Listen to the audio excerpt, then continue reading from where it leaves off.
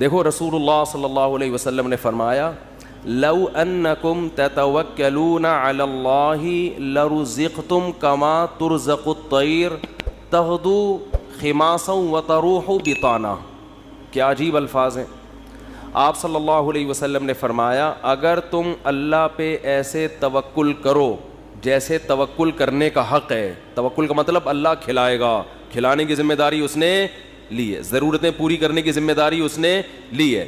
ایسے کرنا شروع کر دو, ٹینشن دل سے نکالو.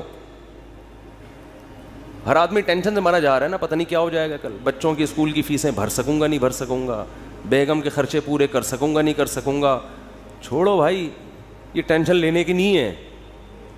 آپ کہو کیوں نہیں ہے, گھر جائیں گے ٹینشن تو ملے گی نا وہاں سے. اس کا حل بتاتا ہوں میں ابھی آپ کو, اس کا حل بتاتا ہوں میں, پہلے یہ حدیث مکمل کر لو.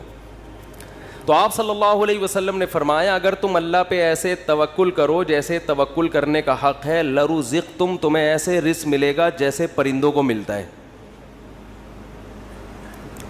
فرمایا تغدو خماسن, جب پرندہ صبح گھر سے نکلتا ہے پیٹ اس کا خالی.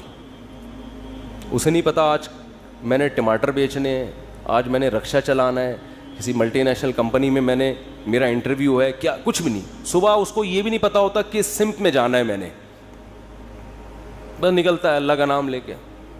آپ دیکھو یہاں کوے جو ہے نا, کوے, ایک دوست نے ہمیں بتایا کہ صبح سارے کوے یہاں سے سرجانی ٹاؤن کی طرف جا رہے ہوتے ہیں, اور ہم نے دیکھا کووں کے غول, عصر کے بعد مغرب سے پہلے آپ دیکھو گے پورے کوے واپس آ رہے ہوتے ہیں, پتہ نہیں صدر سے, لی مارکیٹ سے, جہاں کے بھی کوے ہیں نا. میں نے تو پہلے سمجھا تھا کہ سرجانی ٹاؤن میں کوئی ویکینسی نکلی ہوئی ہے کووں کے لیے, حقیقت ہے سارے یہاں سے ٹریولنگ کر کے جا رہے ہوتے ہیں. وہ ان کو کہیں وہاں شاید زیادہ کوئی مردار وردار پڑے ہوئے ہوتے ہیں, کچھ کچرا مچرا اور یہ سب چیزیں نا, تو کووں کو مخبری ہو گئی, کووں کو مخبری ہو گئی بھائی لی مارکیٹ میں مال ابھی نہیں ختم, شارٹ چل رہا ہے, ابھی کہاں مال ہے. صبح خالی پیٹ جاتے ہیں اور شام کو چھیچڑوں سے پیٹ ان کے بھرے ہوئے ہوتے ہیں. تو رسول اللہ صلی اللہ علیہ وسلم نے فرمایا تغدو خماسا وتروح بطانا, صبح پرندہ نکلتا ہے خالی پیٹ, شام کو آتا ہے پیٹ اس کا بھرا ہوا ہوتا ہے.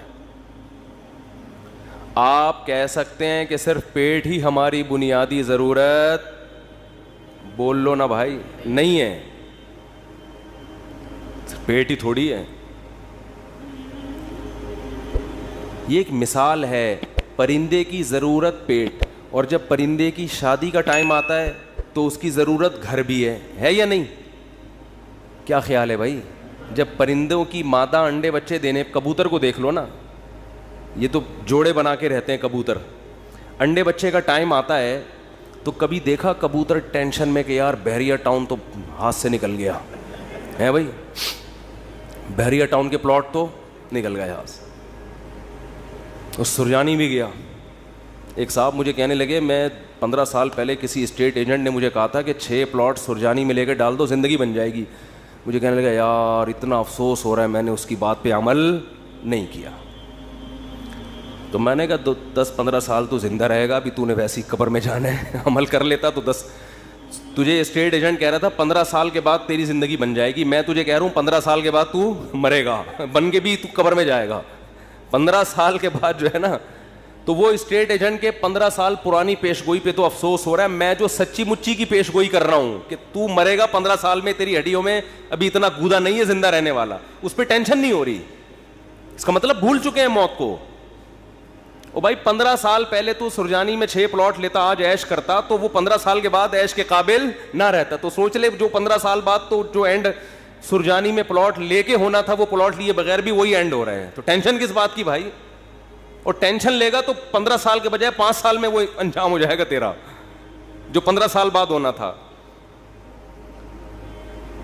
تو میں یہ کر رہا تھا کہ پرندے کو جو رزق ملتا ہے صرف پیٹ نہیں بھرتا اس کا. جب پرندے کی شادی کا ٹائم آتا ہے, وہ بالغ ہوتا ہے, تو پیر بنتا ہے کبوتر کبوتری کا, چڑا چڑیے کا بنتا ہے نا جوڑا. نہ اس نے کہیں سے ڈپلوما حاصل کیا گھر بنانے کا ہے بھائی, نہ NID یونیورسٹی میں وہ پڑھا ہے, کوئی انجینئرنگ نہیں, اس کو ہے کوئی انجینئرنگ؟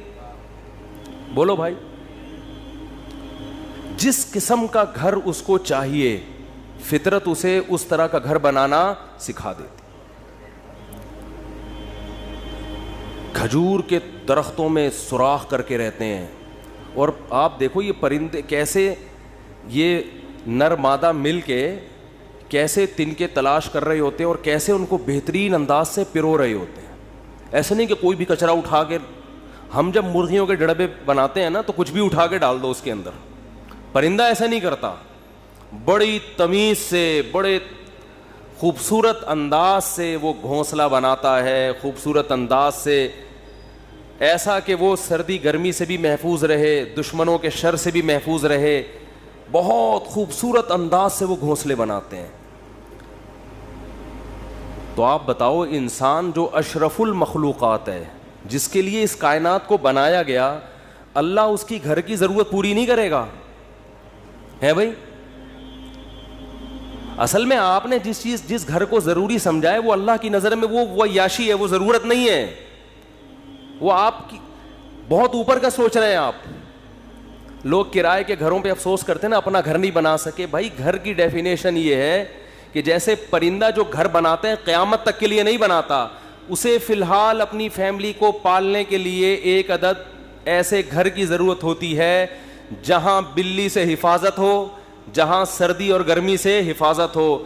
اللہ کہتے ہیں تیری یہ بنیادی ضرورت ہے, چونکہ تو نسل بڑھا رہا ہے فطرت کی تکمیل کے لیے, تو اس گھر کی ضرورت پوری کرنا یہ کس کے ذمے ہے؟ یہ فطرت کے ذمے, جس کو جو خدا ہے, اصل میں خدا کے ذمے ہے. پرندہ نسل بڑھاتا ہے اس کائنات کی رنگینیوں کو برقرار رکھنے کے لیے, اپنے لیے نہیں. تو اب آپ بتاؤ, جب آپ کی نسل پیدا ہوگی جو مقصود کائنات ہو, تو گھر کی بنیادی ضرورت خدا نے اپنے ذمے لی ہے کہ نہیں لی ہے؟ وہ پرندوں کی ضرورتیں پوری کر رہا ہے اور انسان کو ٹینشن میں ڈال دے, تو یہ آپ کی بنائی ہوئی ٹینشن ہے, یہ خدا کی دی ہوئی ٹینشن نہیں ہے. یہ اللہ کی طرف سے عطا کردہ ٹینشن نہیں ہے, یہ آپ کی ٹینشن ہے جو آپ نے اپنے اوپر مسلط کر لی. پرندہ جو گھر بناتا ہے وہ بھی کرائے کا گھر ہوتا ہے, اس کا ذاتی نہیں. کرائے کا مطلب نکلنا ہے اس نے یہاں سے, ہمیشہ کے لیے تھوڑی ایک ہی جگہ گھونسلہ. پھر جب اس کے انڈوں سے بچے نکلتے ہیں, ایک تو 12 گھنٹے کی ڈیوٹی ہوتی ہے کبوتر اور کبوتری کی. 12 گھنٹے کبوتر, یہ شکر کرو اللہ نے مردوں میں ایسا نظام نہیں رکھا, یہ اللہ کا بڑا فضل ہو گیا. ہمارے یہاں خواتین ہی پالتی ہیں, مرد کا کام ہے شیلٹر دینا, تحفظ دینا, خرچہ اٹھانا. 12 گھنٹے کبوتر بیٹھے گا اور 12 گھنٹے کبوتری. اب کمانے کا ٹائم کم ہو گیا, کیا خیال ہے؟ پہلے 12 گھنٹے دن میں کمانے میں لگ رہے تھے ان کے, اور رات میں آرام میں, ایسا ہی ہے نا. اب ذمہ داری بڑھ گئی, کمانے کے لیے ٹائم کم ہو گیا. ذمہ داری کیا بڑھ رہی ہے؟ اب اپنا بھی کمانا ہے اور اپنے بچوں کے لیے بھی دانا لے کر آنا ہے. ٹائم کم ہے کمانے کے لیے اور کھانے والے زیادہ. کہ نہ آج تک دیکھا کہ بھوک سے مرے ہوں پرندوں کے بچے؟ کہیں قحط پڑا ہوا ہو تو ایک الگ بات ہے. کبوتر کبوتری جاتے ہیں, باریاں سیٹ کرتے ہیں, 12 گھنٹے یہ 12 گھنٹے وہ, پھر جب چوزے نکل جاتے ہیں اس سے بچے نکل جاتے ہیں, وہ بھی کما کے خود بھی اپنا پیٹ بھی بھر رہا ہے اور اپنے بچوں کا پیٹ بھی بھر رہا ہوتا ہے. وہ وجہ کیا ہے؟ پرندہ ٹینشن نہیں لیتا. اگر ٹینشن لینا شروع کر دیں نا کہ یہاں پلاٹ کیوں نہیں بنا, یہاں گھر کیوں نہیں بنا, تو پرندہ بچے پیدا کرنا ہی چھوڑ دے, جیسے کہ آج گوروں نے چھوڑ دی ہیں, انگریزوں نے چھوڑ دیا نا. کتے پال رہے ہیں, وہ کتے کیوں پالتے ہیں؟ وہ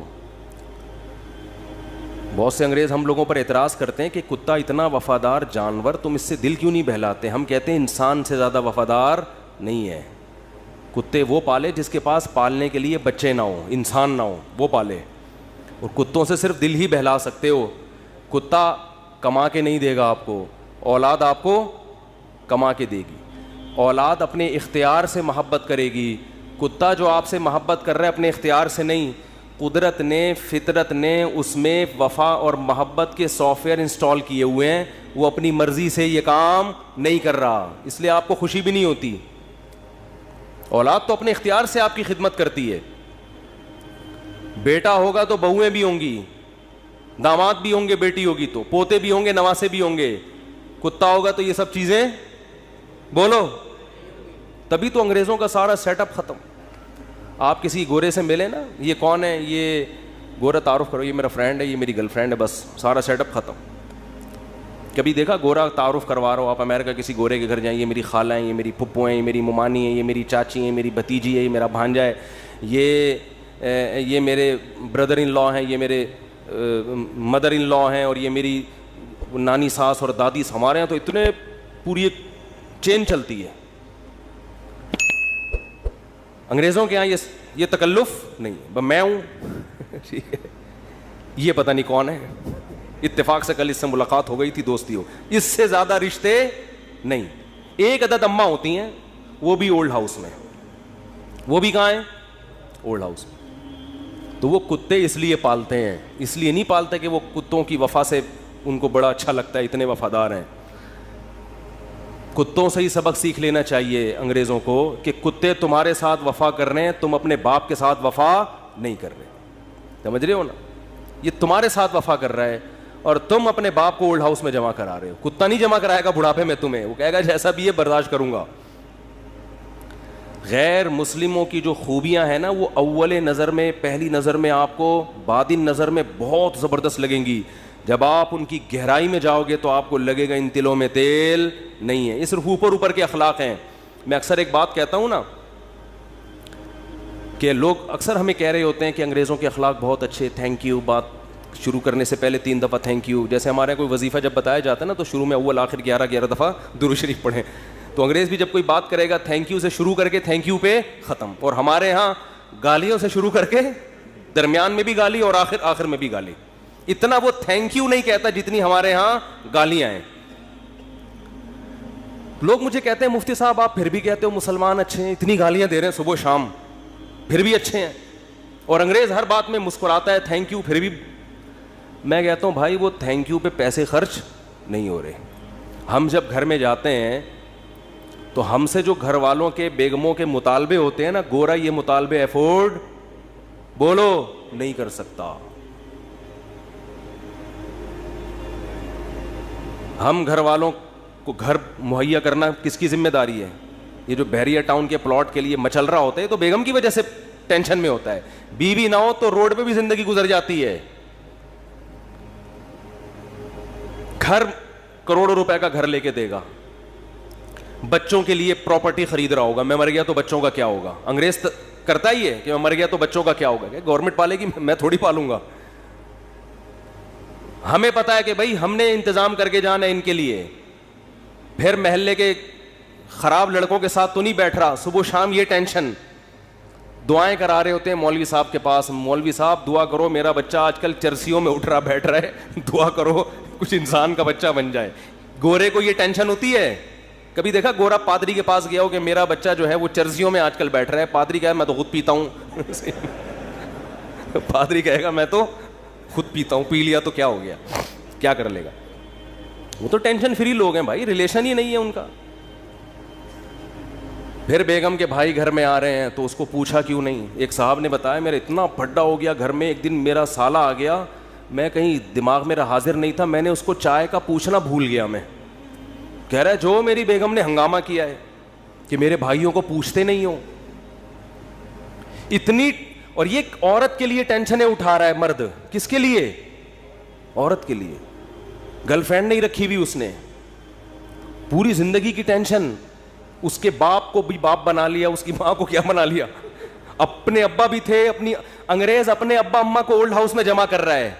ہمارے سچی مچی کے ابا اماں پہلے سے تھے, ہم نے جناب ایک مدر ان لا اور فادر ان لا کو بھی لے لیا ہم نے. وہ کہہ رہے ہیں ہم ایک باپ سے تنگ ہیں, تم 2 باپ پال رہے ہو یار. اور میرے فلسفے پر عمل کرے تو 5 باپ, اگر میرے فلسفے پر آ جائے 5 عدد مائیں اور 5 عدد باپ, اور ہول سیل کے حساب سے سالے. سالوں کی تو کوئی انتہا ہی نہیں ہے نا. گرل فرینڈ کا بھائی آپ کے معاملات میں دخل اندازی بولو نہیں کرے گا کہ تم نے قائد اعظم کے مزار کا ٹائم لیا ہوا تھا, پہنچے کیوں نہیں. کبھی ہوتا گرل فرینڈ کا بھائی آپ کو فون کرے, یار میری سسٹر سے تمہاری دوستی اور تم ٹائم پر اس کو دے نہیں رہے. اس لیے گورا گرل فرینڈ رکھتا ہے, مسلمان نکاح کر کے ٹینشن لیتا ہے. جب آپ نے نکاح کر کے کسی عورت کو گھر لے آئے, ٹائم پہ گھر نہیں آ رہے, سالے کا فون آئے. سبھی تو اس کو سالہ کہتے ہیں, کباب میں ہڈی. سالے کا فون آئے گا تو آدمی جل کے کیا کہتا ہے سالے کا فون آ گیا, کہتا ہے نا, تو سالے کا فون آ گیا.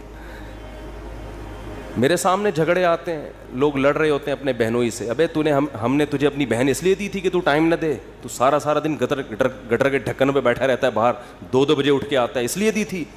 لوگ کہتے ہیں نا, یہ ٹینشن بھی کون اٹھا رہا ہے؟ مسلمان مرد ہے بھائی.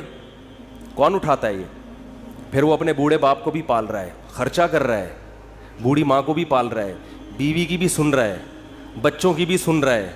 اس کے بعد میرے بھائی تھینک یو اگر نہیں بھی کہتا تو کوئی اتنا بڑا مسئلہ بولو نہیں. لاکھوں روپے گھر پہ خرچ کر رہا ہوتا ہے وہ, تو گالیاں تو بنتی ہیں نا, پھر دینی نہیں چاہیے.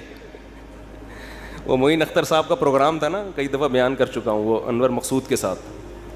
تو انور مقصود نے معین اختر سے پوچھا کہ آپ کے ماموں کیا کرتے ہیں. پہلے معین اختر سے پوچھا کہ کیسا چل رہا ہے. انہوں نے کہا کہ اللہ کا شکر ہے, نلکوں میں پانی آ رہا ہے, لوڈ شیڈنگ بھی نہیں ہے, سب سیٹ چل رہا ہے. اس نے کہا پہلے پاکستانی ہیں جو اتنے اچھے حالات بتا رہے ہیں, کہاں رہتے ہیں؟ اس نے کہا دبئی میں رہتا ہوں میں. اس نے کہا دبئی میں رہتا ہوں. پھر اس نے پوچھا کہ آپ کے ماموں کیا کرتے ہیں؟ اس نے کہا گالیاں دیتے ہیں. ماموں کا کام صبح سے شام کیا ہے؟ حالات ایسے ہیں نا, حالات ایسے ہیں کہ ماموں کا کام صبح سے شام سوائے گالیاں دینے کے. انگریز کچھ دن یہاں رہ کے جائے, جیسے معین اختر کے ماموں گالیاں دیتے تھے نا, انگریز انگلش میں ایسی گالیاں دے گا. کچھ دن یہاں رہے تو صحیح, یہ تو ہمارا حوصلہ ہے. تو اس نے کہا گالیاں کیوں دیتے تھے؟ اس نے کہا مالک مکان پانی کے پیسے لینے آ گیا, تو ماموں اس کو لے گیا, بولے تو ایک لوٹا بھر کے دکھا. پانی ہے نہیں, پانی کے پیسے لینے آ رہا, تو ایک لوٹا بھر کے دکھا. کہہ رہے بیٹھے بیٹھے لائٹ چلی گئی, تو ماموں نے بلب کے رشتہ داروں کو گالیاں دینا شروع کر دی. بلب کے رشتہ داروں کو. تو ہم جس ماحول میں رہتے ہیں, مسلمان کا بہت بڑا ظرف ہے. وہ ایک عورت کے لیے بڑی قربانیاں دیتا ہے, بڑی اس کو عزت کے ساتھ گھر میں لے کر آتا ہے. اس کے بچوں کی کفالت, اس کے باپ کو عزت دینا, اس کے بھائیوں کو عزت دینا, اس کی ماں کو عزت دینا. تو میرے بھائی اس کے بعد اگر 4-6 گالیاں کبھی وہ نکال دے, تو ہمارے نبی صلی اللہ علیہ وسلم نے عورت کو حکم دیا ہے کہ وہ اپنے شوہر کی فرما برداری کرے. نبی نے کیا فرمایا؟ یکفرن العشیر, شوہر کی نافرمانی کرتی ہیں. وہ نافرمانی کیا فرمایا؟ ساری زندگی احسانات کرتا رہے گا, اگر کبھی اونچ نیچ ہو جائے تو عورت جواب میں کہتی ہے ما رأیت منک خیرا قط, اللہ کی قسم میں نے تجھ سے کبھی کوئی خیر نہیں دی, میں تو آپ سے شادی کر کے پچھتا رہی ہوں.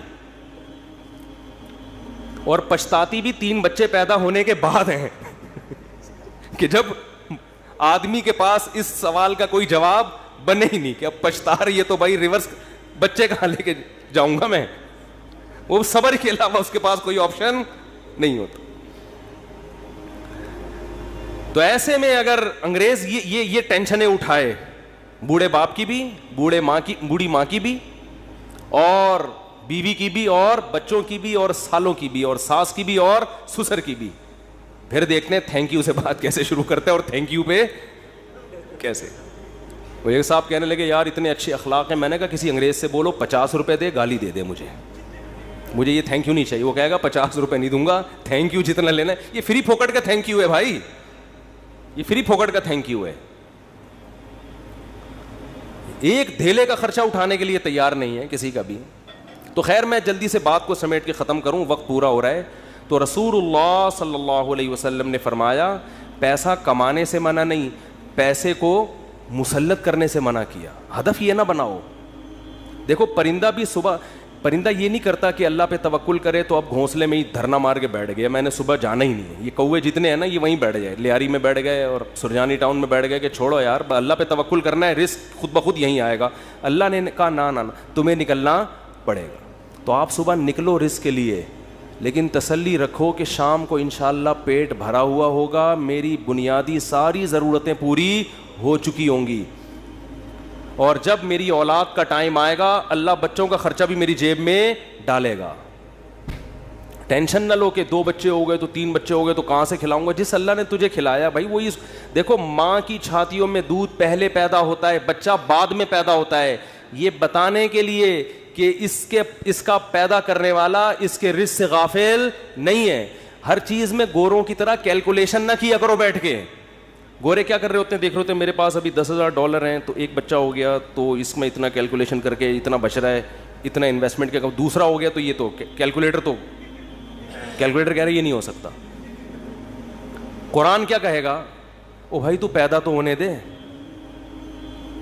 دیکھو اگر ہم نے یہ دودھ کا پروسیس نہ دیکھا ہوتا تو ہم تو اس ٹینشن میں ہوتے بچہ پیدا ہوگا تو میں تو 2 کلو دودھ اور بھینس کا لگوانا پڑے گا مجھے, میں تو خرچہ نہیں اٹھا سکتا. اللہ کہتے ہیں پیدا ہونے دے, اس کی ماں کی چھاتیوں میں دودھ اسی وقت پیدا کروں گا جب یہ پیدا ہوگا, اس سے پہلے نہیں.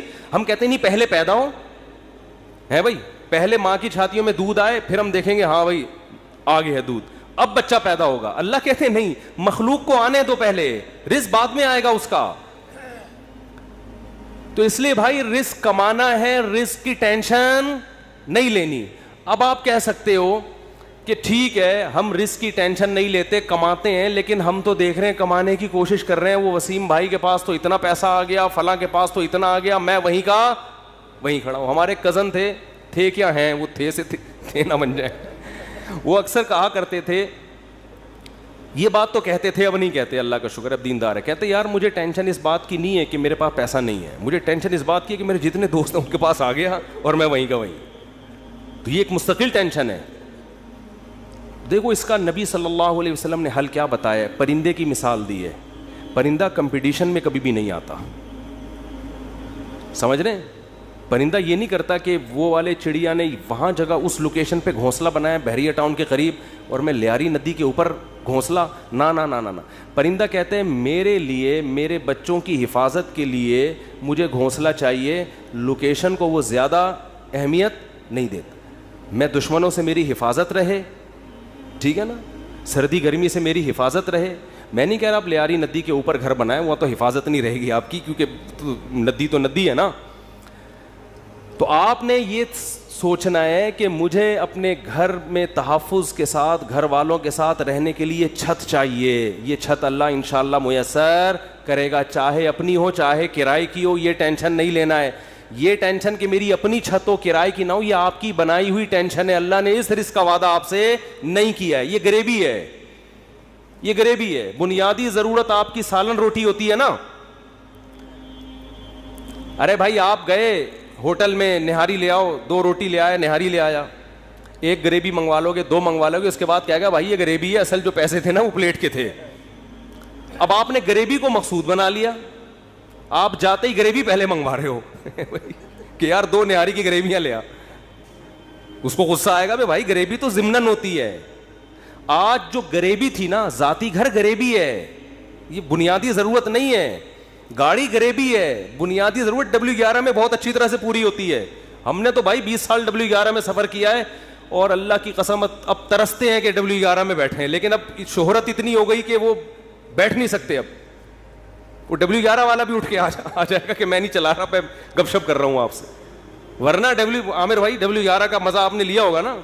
W11 کراچی کی بہترین سوغات ہے بھی. G7 4L میں اللہ دشمنوں کو بھی نہ بٹھائے. جس طرح وہ چلاتا ہے نا اتنی بڑی بس کو, ہم تو جب بھی بیٹھے ہیں 2-2 فٹ اچھل کے. ہمارے ایک جاننے والے ریٹائر آفیسر تھے, لیفٹیننٹ تھے, وہ بیچارے کراچی کی بس میں نا کہیں پچھلی سیٹ پہ بیٹھ گئے. اسپیڈ بریکر پہ جب اچھل کے دھڑام سے نیچے گرے, ان کی ریڑھ کی ہڈی میں مسئلہ ہو گیا, اسی میں ان کی موت واقع ہوئی ہے. وہ نیوی کا آفیسر بیچارہ جنگوں میں شہید نہیں ہوا جنگوں میں شہادت نہیں ملی ہے, کراچی کی بس نے اٹھا کے پٹخائے اور انا للہ.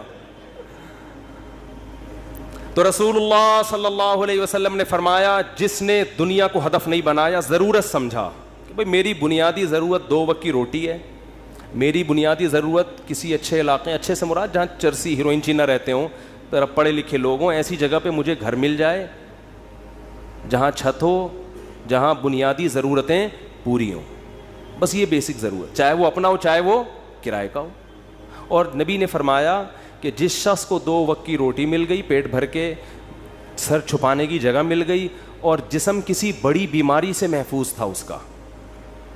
اور ویسے بتاؤں, جب یہ لائف اسٹائل ہوگا نا تو جسم بڑی بیماری سے محفوظ ہی ہوتا ہے عام طور پہ. جسم کسی بڑی بیماری سے محفوظ تھا تو آپ صلی اللہ علیہ وسلم نے فرمایا یہ ایسا ہے گویا پوری دنیا کی دولت سمیٹ کے اللہ نے اس کے قدموں میں رکھ دی ہو.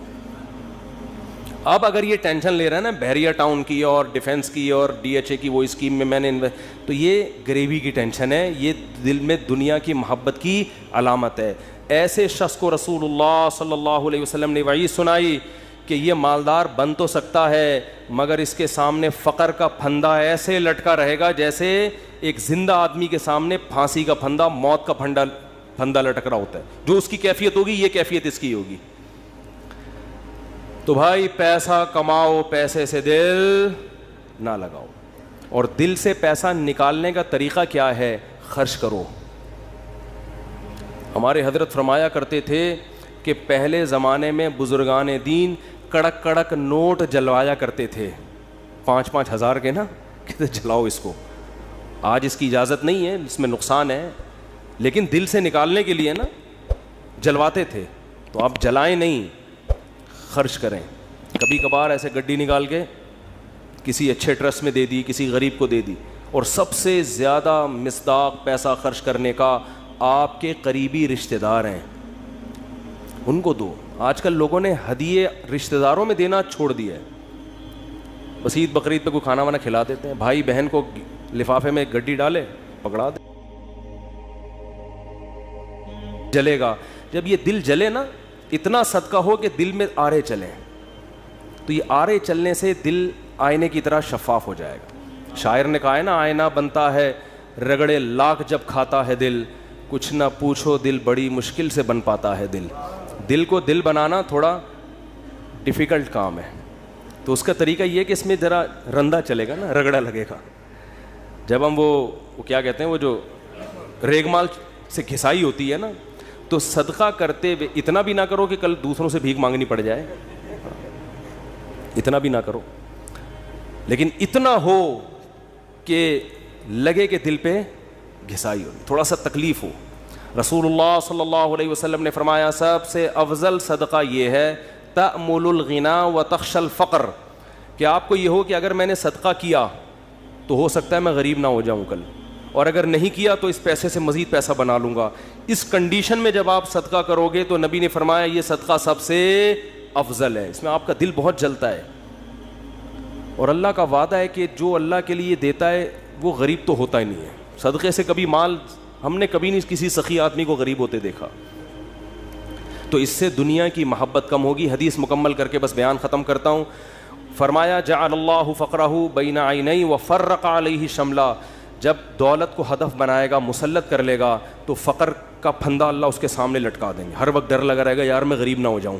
پیسہ ہے, پلاٹ پڑے ہوئے, لیکن ڈر لگا رہے گا یار میں غریب نہ ہو جاؤں. دوسرا فرمایا وفرق علیہ شملا, اس کی فکروں کو اللہ بکھیر دیں گے.